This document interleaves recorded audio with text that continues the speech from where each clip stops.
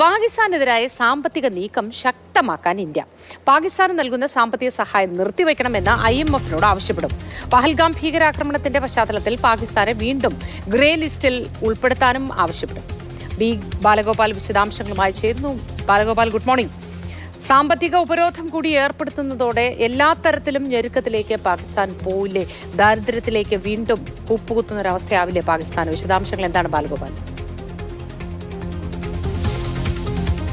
മോദി നിലവിൽ തന്നെ കനത്ത സാമ്പത്തിക പ്രതിസന്ധിയിലാണ് പാകിസ്ഥാൻ. അതായത് ദാരിദ്ര്യത്തിലേക്ക് കൂപ്പുകുത്തുക എന്ന് പറയുന്നത് തെറ്റാണ്. ദാരിദ്ര്യത്തിൽ കിടന്ന് നട്ടം തിരിയുന്ന ഒരു വീണ്ടും ഈ സാമ്പത്തികമായി കുറച്ചുകൂടി ബുദ്ധിമുട്ടിലാക്കുന്നതിനുള്ള നടപടിക്രമങ്ങൾക്കാണ് കേന്ദ്ര സർക്കാർ ഇപ്പോൾ നടപടികൾ ആരംഭിച്ചിരിക്കുന്നത്. അതിൻ്റെ ഭാഗമായിട്ടാണ് ഇപ്പോൾ പാകിസ്ഥാനെതിരെ രണ്ട് ശക്തമായ സാമ്പത്തിക നടപടികൾ വേണമെന്ന് രാജ്യാന്തര സമൂഹത്തോട് ആവശ്യപ്പെടുവാൻ വേണ്ടി ഇപ്പോൾ ഇന്ത്യ തീരുമാനിച്ചിരിക്കുന്നത്. കാരണം പാകിസ്ഥാൻ ഭീകര സംഘടനകൾക്കും ഈ സാമ്പത്തിക സഹായം നൽകുന്നുണ്ട്. അത് തടയുന്നതിൻ്റെ ഭാഗമായിട്ടാണ് ഈ രണ്ട് സുപ്രധാനമായ ആവശ്യങ്ങൾ ഇന്ത്യ ഉന്നയിക്കുന്നത്. അതിൽ ഏറ്റവും പ്രധാനപ്പെട്ടത് ഈ IMF-നോട് ഈ പാകിസ്ഥാന് നൽകുന്ന സാമ്പത്തിക സഹായം ഈ അടിയന്തരമായി നിർത്തിവെക്കണമെന്ന് ആവശ്യപ്പെടാൻ വേണ്ടി തീരുമാനിച്ചിരിക്കുന്നു എന്നതാണ്.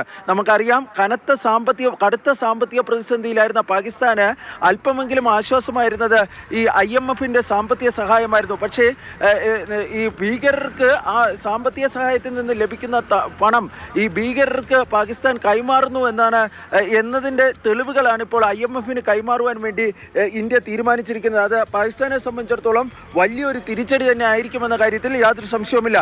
ഇതിനു പുറമെയാണ് പഹൽഗാം ഭീകരാക്രമണത്തിൻ്റെ പശ്ചാത്തലത്തിൽ വീണ്ടും ഈ രാജ്യാന്തര സമിതിയായ ഫിനാൻഷ്യൽ ആക്ഷൻ ടാസ്ക് ഫോഴ്സിനോട് ഈ പാകിസ്ഥാനെ ഗ്രേ ലിസ്റ്റിൽ ഉൾപ്പെടുത്തുവാൻ വേണ്ടി ആവശ്യപ്പെടുന്നത്. കാരണം ഈ ഭീകര പ്രവർത്തനങ്ങൾക്ക് പണം നൽകുന്ന രാജ്യങ്ങളെയാണ് ഇങ്ങനെ ഗ്രേ ലിസ്റ്റിൽ പെടുത്തുന്നത്. നേരത്തെ പാകിസ്ഥാനെ ഈ ഗ്രേ ലിസ്റ്റിൽ പെടുത്തിയിരുന്നു. ഈ പഹൽഗാം ഭീകരാക്രമണത്തിന്റെ പശ്ചാത്തലത്തിൽ വീണ്ടും അങ്ങനെ ഗ്രേ ലിസ്റ്റിൽ പെടുത്തണമെന്നാണ് ഇന്ത്യ ആവശ്യപ്പെടാൻ വേണ്ടി പോകുന്നത്. അങ്ങനെ ഗ്രേ ലിസ്റ്റിൽ പെടുത്തുകയാണെങ്കിൽ സ്വാഭാവികമായും ഈ രാജ്യാന്തര സമൂഹത്തിൽ നിന്ന് ലഭിക്കുന്ന സാമ്പത്തിക സഹായം പാകിസ്ഥാനെ സംബന്ധിച്ചിടത്തോളം നിഷേധിക്കപ്പെടും.